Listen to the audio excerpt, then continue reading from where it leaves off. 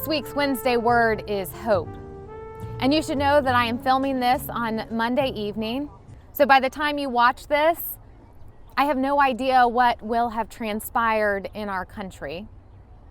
But as I was thinking about words that would be appropriate for us to consider the morning after an election, I kept coming back to the word hope.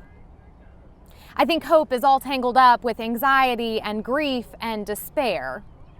And because our world functions in economic terms, I think that we are taught that we can have hope when we are not experiencing grief and anxiety and despair. It's kind of a zero-sum game. It's in the absence of these things that you can have hope. Or similarly, if you are experiencing anxiety and despair, well, that automatically means that you can't experience hope. And so I don't know how you're feeling this morning, but I'm sure at some point in this election season, maybe you have experienced hope because you've had moments where you haven't been feeling anxious about the future, or you haven't been feeling despair.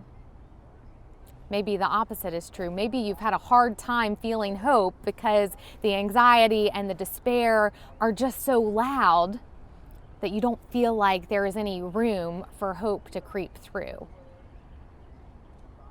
So all I want to say to you today is that as Christians, our hope has never been in a political party. It has never been in a presidential candidate. Our hope is never in a name that can be found on a ballot. Our hope is in Jesus Christ, the Word made flesh, the one who came to show love and compassion to me and to you and to all whom we meet. And so on this day, I want to remind you of that our hope is in something that is so much deeper and more abiding than the results of an election.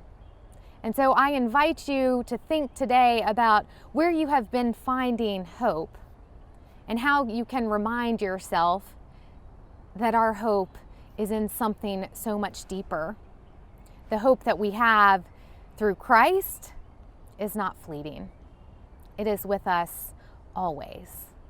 And so I invite you to take comfort in that today and to offer a prayer of thanks, because that is a gift.